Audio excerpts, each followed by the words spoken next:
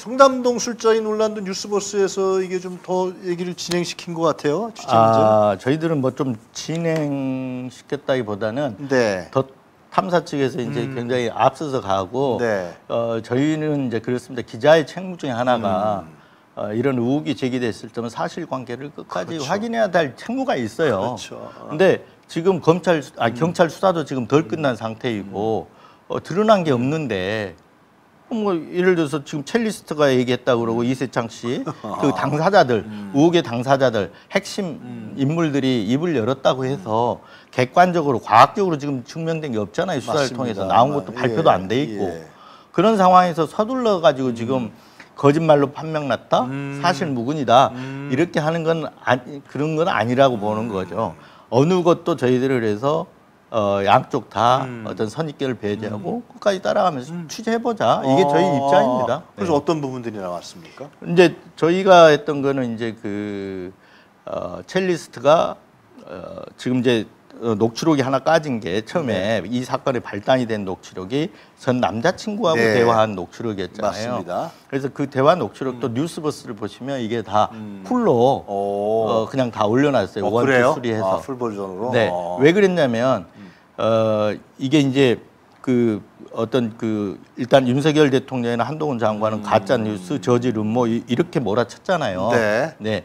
그리고 나서 이제 사실무근이라는 이 프레임이 이렇게 생겼는데 저희들은 국민들이 판단해라.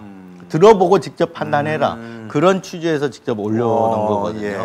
네. 그래서 한번 이걸 쫙 들어보시면 국민들도 들어보시면 판단이 설 거예요. 이게 거기 윤석열이 있었는지 한동훈이 있었는지. 그렇죠. 이게 신빙성이 있는지 최소한 신빙성이 있는지 없는지 나중에 이제 사실관계는 밝혀져야 되겠지만 그런 부분은 상당히 판단이 될 수 있을 거라고 보여져요. 그래서 그것도 올려놓고 저희들이 했던 부분 중에 하나는 그 남자친구하고 대화할 때는 그 녹취록이 있으니까 봤다고 얘기를 한 거잖아요. 전화대화 녹취록이 있으니까.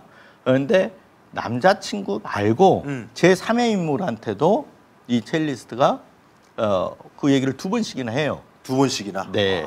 그래서 이제 그걸 취재하신 거예요, 제3자의 제3의 한번 취재를 했죠. 그래서 제가 직접 했었는데 통화를 했었는데 이건 자기는 2번을 들었고 처음에는 장소 특정이 된 건 없었지만 그러니까 7월 20일 날 이 전화 대화 녹취록이 됐는데 그로부터 2달 뒤에요. 첫 전화 처음 얘기 들은 게 9월 21일 날 들었다고 그러더라고요.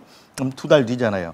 2달 뒤에 물어보지도 않았는데 또 얘기하더라는 거예요. 물어보지도 않았는데 그 술자리 얘기를 하면서 윤석열 대통령을 언급을 하더라는 거죠. 그리고 또 그 뒤에도 한번 또 만난 자리에서 얼마 뒤에 또 만났는데 또 그때도 같은 얘기를 하고 그런데 이 제3의 인물이 나중에 이제 더 탐사에서 이걸 보도를 해서 내용들이 쭉 흘러나오잖아요. 네네네. 그때 이렇게 들어보니까 자기가 들었던 얘기에 50%에서 70%가 일치하더라, 유사하더라. 이렇게 얘기를 해요. 직접 우리 이진동 대표 기자께서 취재하신 네. 그거는 이제 그 제3의 인물은 제가 직접 통화를 한번 해봤죠. 근데 그렇잖아요. 이게 첼리스트가 이 거짓말한 동기는 그랬어요. 남자친구에게 이렇게 늦게 들어가니까 추궁당할 수 있고 왜 늦었냐 추궁당할 수 있어서 이걸 모면하기 위해서 거짓말로 둘러댔다는 게 처음 이유잖아요. 지금도 마찬가지로 그렇게 얘기를 하고 있고 근데 제3의 인물은 그렇게 뭐 추궁할 사람도 없고 그렇잖아요. 여기 거기에다 거짓말할 동기 자체가 없는 거잖아요. 그러네요. 네. 그러니까 저는 뭐 그렇다고 해서 그 첼리스가 그 얘기를 했다고 해서 그게 맞다 이렇게 섣불리 판단은 안 하지만 취재하신 거고 당연히 해야죠.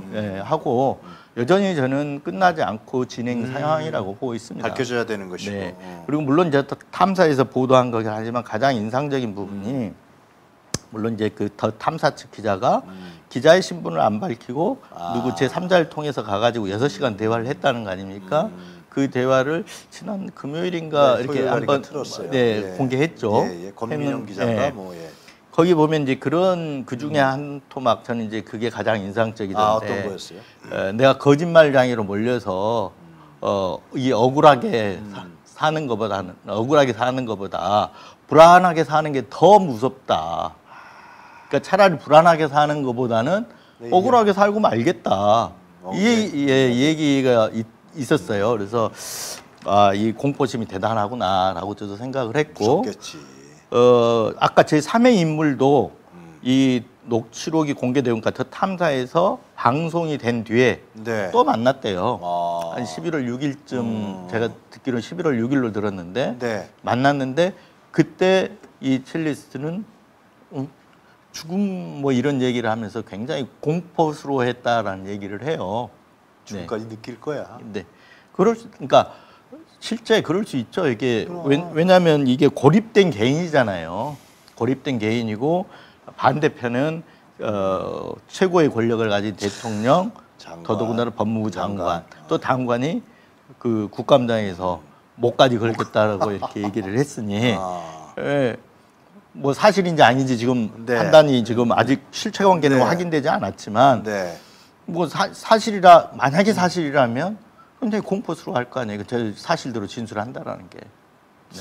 그런 상황까지는 분명히 지금 취재가 된 거네요. 그렇지만 이제 그렇다고 해서 첼리스트가 지금 뭐 TV조선하고 인터뷰를 해서 또 다 부인을 했잖아요. 아니다고. 네. 그래서 그러나 하여튼 우리 이진동 대표께서 취재한 결과로는 제3자가 그 녹취록과 유사한 부분 50 저는 내지 섣불리 사실 무근으로 결론 낼 일은 아니다라고 보는 거죠. 그러니까 그건 네. 확인을 한 거고 네. 그리고 그 첼리스트가 더 탐사의 후속 취재를 따르면 굉장히 공포스러워하고 있다 이 네, 문제에 대해서. 그렇죠. 네. 만약에 자기 그게 아니라 그러면 공포스러울 거 없잖아요, 그죠? 시간을 이렇게 끌 이유가 없어요. 10월 24일 날 의혹 제기가 처음 됐잖아요. 네. 그럼 아니면 아닌 걸로 그냥 그치, 끝나는 거지. 끝나는 거지. 근데 지금 뭐 한 달이 넘었잖아요. 한 달 넘게 이렇게 시끄럽게 이렇게 지금 전국이 이걸로 지금 막 오르락 내리락 하잖아요. 알겠습니다. 네. 뉴스버스에서 또 취재해서 좀 더 명확한 거를 말이죠. 거기 윤석열과 한동훈이 있었는지 없었는지 정확하게.